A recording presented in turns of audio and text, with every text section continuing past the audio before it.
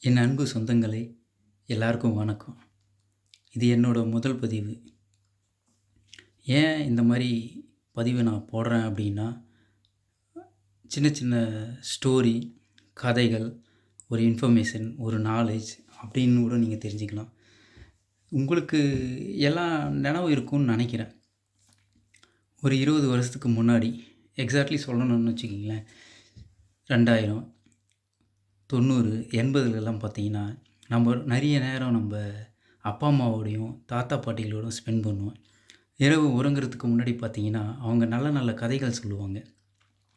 அவங்க அவங்களுக்கு எப்படி அந்த கதைகள்லாம் வந்ததுன்னு பார்த்தீங்கன்னா, அவங்க முன்னோர்கள் மூலியமாவோ, இல்ல நெறைய நல்ல நல்ல புத்தகங்கள் படிக்கிறது மூலியமாவும் அவங்க அந்த கதைகள நமக்கு ஷேர் பண்ணுவாங்க.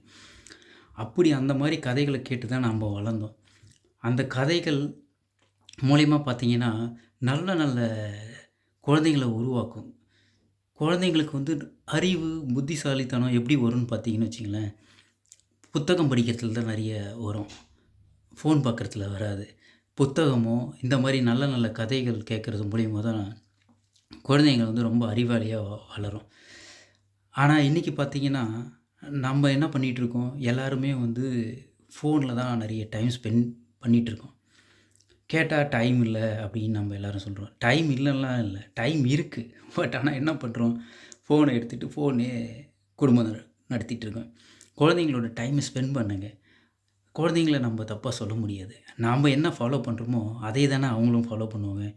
அவங்கள நம்ம "ஏன் எப்ப பார்த்தாலும் ஃபோன் பார்த்துட்டு இருக்கீங்க?" அப்படின்னு நம்ப கேட்கறதுல என்ன யூஸு? முதல்ல நம்ப திருந்தணும் இல்லைங்களா?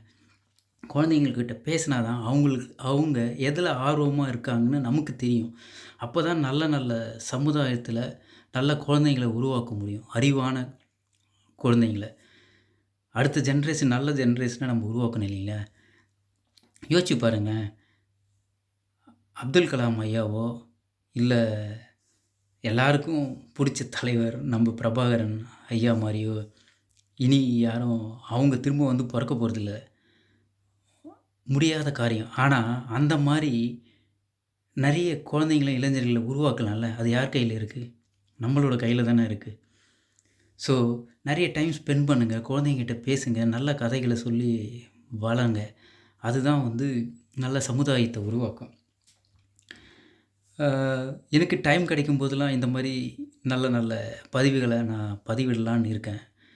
அதுக்கு உங்களோட சப்போர்ட் வேணும். புடிச்சிருந்தா லைக் பண்ணுங்க, ஷேர் பண்ணுங்க. நாளைக்கு நம்ம மீண்டும் நாளைக்கு முடிஞ்சா, இல்லன்னா எனக்கு எப்ப டைம் கிடைக்கும்போது, கர்மா அப்டின்னா என்ன? அப்டின்னு ஒரு நல்ல சுவாரஸ்யமான ஒரு கதையோட பார்ப்போம். நல்லதை பகிர்வோம். நல்ல குழந்தைகளை உருவாக்குவோம். வணக்கம்.